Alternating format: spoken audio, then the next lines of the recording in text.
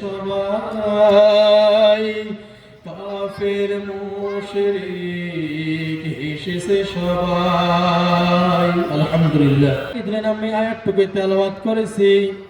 বিসমিল্লাহির রহমানির রহিম।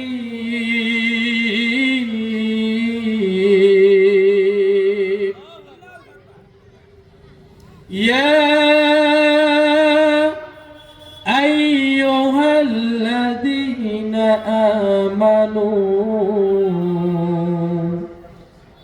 আমরা কেউ জানি এই আয়াতটুকু অর্থ কি?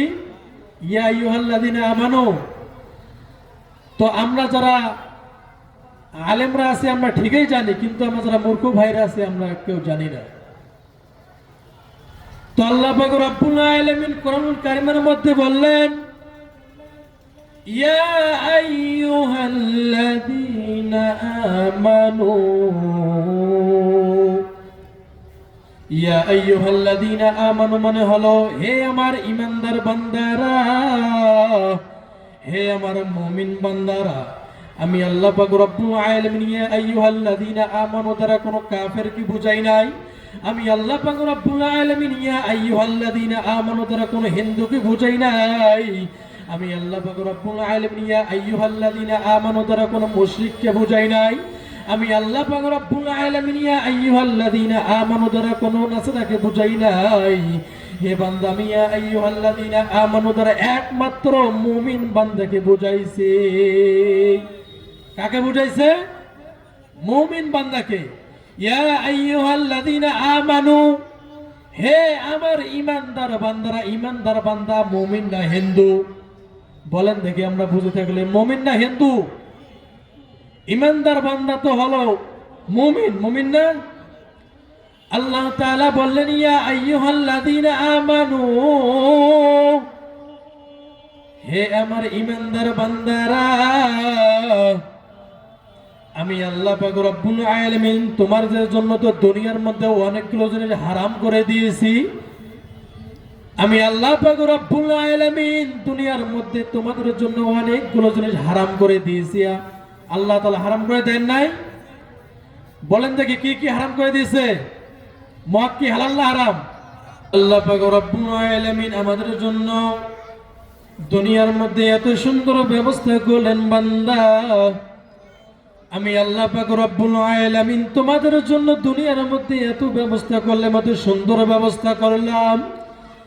ও বান্দা আমি আল্লাহ পাক রব্বুল আলামিন কিসের জন্য তোমার জন্য দুনিয়ার মধ্যে ব্যবস্থা করলাম রে বান্দা?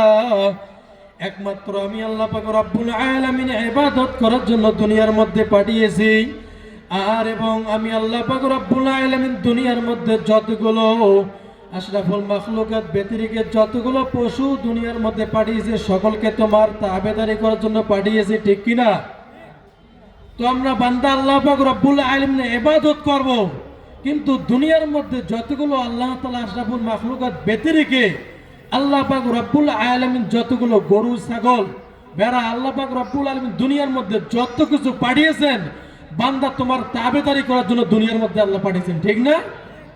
তো আমার আলোচনা কিন্তু এটা না, আমার আলোচনা ভিন্ন। যে আয়াতটুকু আমি তেলাওয়াত করছি আয়াতটুকুর উপর আমি আলোচনা করার চেষ্টা করব। তো আলোচনার টাইম থেকে এটা বুঝাইতে হলো। তো আল্লাহ পাক রব্বুল আলামিন তেনারা যখন আমরা ইবাদত করব, আমরা যদি মদ খেয়ে তেনারা ইবাদত করে আল্লাহ তাআলা কি ইবাদত কবুল করবে কি করবে না? করবে? করবে না কেন? মদ কি পাক না? মদ পাক? মদ তো না পাক। তো আল্লাহ পাক রব্বুল আলামিন তেনারা যখন আমরা ইবাদত করব, আমরা যদি মদ খেয়ে আমরা ইবাদত করি আল্লাহ তাআলা আমাদের ইবাদত কবুল করবে না। ও বান্দা আমি আল্লাহ পাক রব্বুল আলামিনের যখন তুমি ইবাদত করবে রে বান্দা, ও বান্দা আমি আল্লাহ তাআলা যখন তুমি গুণগান গাইবা বান্দা, আমি আল্লাহ পাক রব্বুল আলামিনের যখন তুমি সিজদার মধ্যে পড়বা, একমাত্র তোমাকে পাক পবিত্র হয়ে তোমাকে ইবাদত করতে হবে, ঠিক না বেটি? আল্লাহ তাআলা কুরআনুল কারীমের মধ্যে